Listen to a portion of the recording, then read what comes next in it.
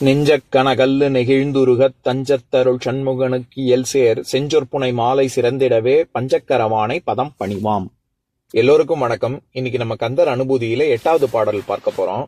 அமரும் பதி கேளகமாம் எனும் இவ்விமரம் கெடமை பொருள் பேசியவா குமரன் கிரிராஜகுமாரி மகன் சமரம் பொருதானவனாசகனே.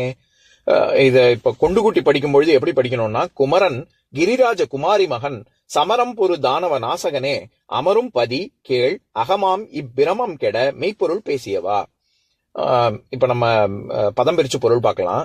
குமரன் குமாரக் கடவுள், கிரிராஜ குமாரி மகன் மலையரசனது மகளான பார்வதியின் புதல்வன், சமரம் பொருதானவ நாசகனே போருக்கு வந்த சூரர்களை அழித்தவனே, அமரும் பதி நான் பிறந்த ஊர், கேள் உறவினர்கள், அகமாம் நான் தான் எனப்படும் இப்பிரமம் கெட இந்த மயக்க அறிவு பிரமை கெட்டொழிய மெய்ப்பொருள் பேசியவா. மெய்ப்பொருள் பேசியது என்ன ஒரு ஆச்சரியம். இந்த பாடலின் மூலமாக அருணகிரிநாதர் சொல்ல வரும் கருத்தானது, குமரப்பெருமானே அடியன் விரும்பி வாழக்கூடிய ஊர், மனைவி, மக்கள் முதலிய உறவினர்கள், நான் அப்படின்னு சொல்லக்கூடிய ஆன்மா ஆகியவை இது பற்றிய அடியனின் மயக்கம் கெடுமாறு உண்மை பொருளை போதித்தவரே, என்றென்றும் குமரனாகவும் இமயமலை அரசனின் குமாரி அதாவது பார்வதி தேவியின் மைந்தனாகவும் இருந்து கொண்டு போர்க்களத்தில் போரிடும் சூரபத்மன் முதலிய அசுரர்களை அழித்த பெருமானே அப்படிங்கிறாரு. இதுல இருக்கக்கூடிய சில நுட்பங்களை பார்க்கலாம். முருகன் அப்படிங்கறத எப்படி நிறைய சொற்கள் இருக்கு, எப்படி வேணா அவர் அழைக்கலாம். ஆனா இந்த இடத்துல குறிப்பாக குமரன் அப்படின்னு சொல்றாரு. ஏன் அப்படி சொல்றாரு? குமரக்கடவுள் ஏன் குமரன்ற பேர் இருக்கு அப்படின்னா, நான் கம்பராமாயண தொடர்ல ஏற்கனவே சொல்லியிருக்கேன். அதாவது பிரம்மஸ்ரீ சுந்தரகுமாரனுடைய இது விளக்கம். அவர் என்ன சொல்லியிருப்பாரு, குமார சம்பவத்திலேயே குமரன், சமஸ்கிருதத்திலேயே குமரன் அப்படிங்கிற சொல்லுக்கு பலவிதமாக பொருள் இருக்கு. அதுல ஒரு விதம் குத்சகா மாரகா குமாரகா அப்படின்னு.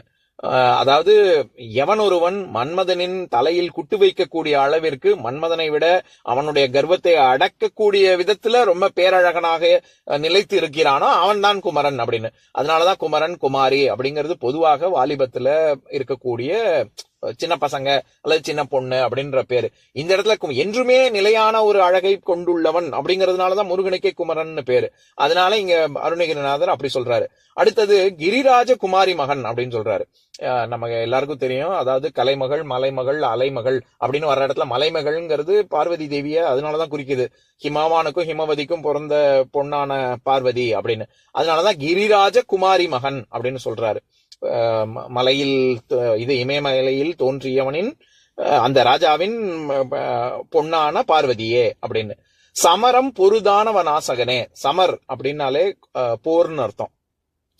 சமர்னா போரு, சமரசம் அப்படின்னா அந்த இடத்துல சமம் அப்படிங்கிற சொல்லு வந்துடும்.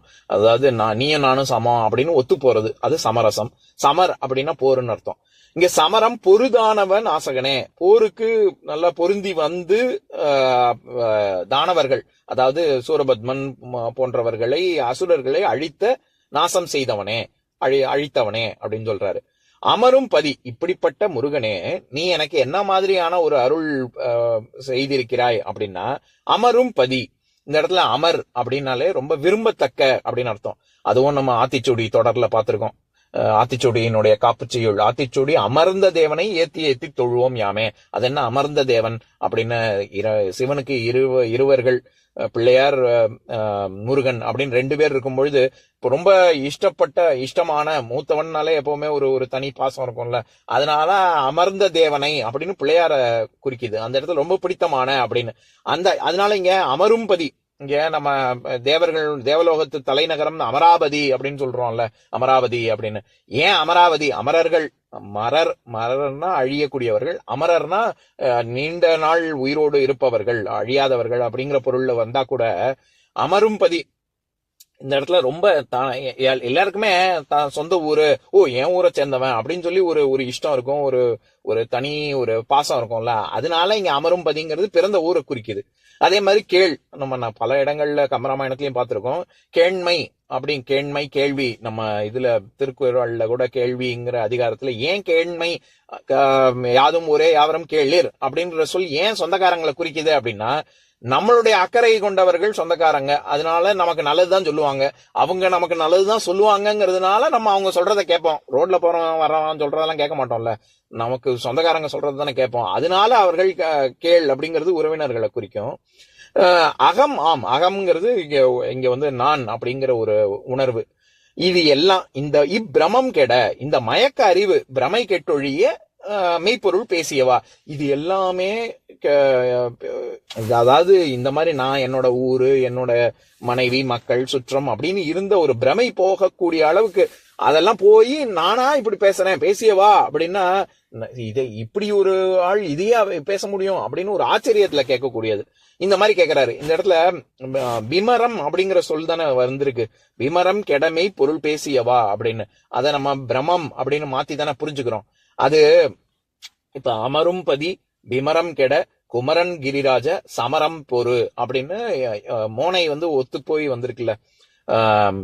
அது வந்து இப்போ மோனை ஒத்து போகணுங்கிறதுக்காக பிரம்மங்கிற சொல்ல வந்து பிமரம்னு மாத்தி சொல்லியிருக்காரு அருணகிரிநாதர் அப்படின்னு நம்மளுடைய ஒரு நிலைக்கு அருணகிரிநாதரை இழுத்துட்டு வந்துடக்கூடாது. இந்த இடத்துல பிரம்மம், இது தெரியும் அவருக்கு.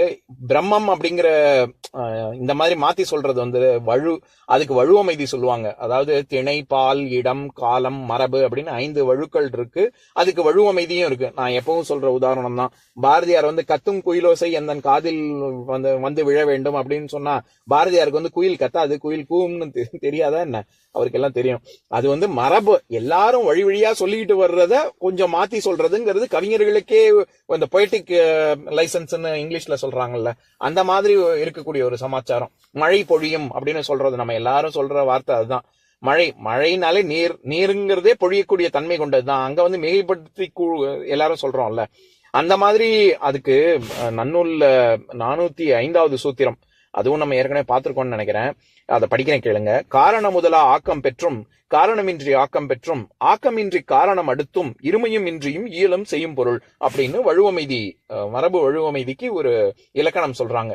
அந்த விதத்துல பார்த்தோம்னா இங்க பிரம்மம் அப்படிங்கறத விமரம் அப்படின்னு மாத்தி சொல்லக்கூடிய ஒரு அதை வந்து அதுக்கு ஒரு அனுமதி இருக்கு. அதுக்காக சொல்ல வரேன். இந்த பிரம்மம் அப்படிங்கிற சொல்லுக்கு முழுமுதற் பொருள் அதாவது திருமூர்த்திகள் பிரம்மா, விஷ்ணு, சிவன், இது எல்லாமே இந்த மாதிரி நிறைய பொருள் இருக்கு, ரொம்ப பெரியது அப்படின்னு.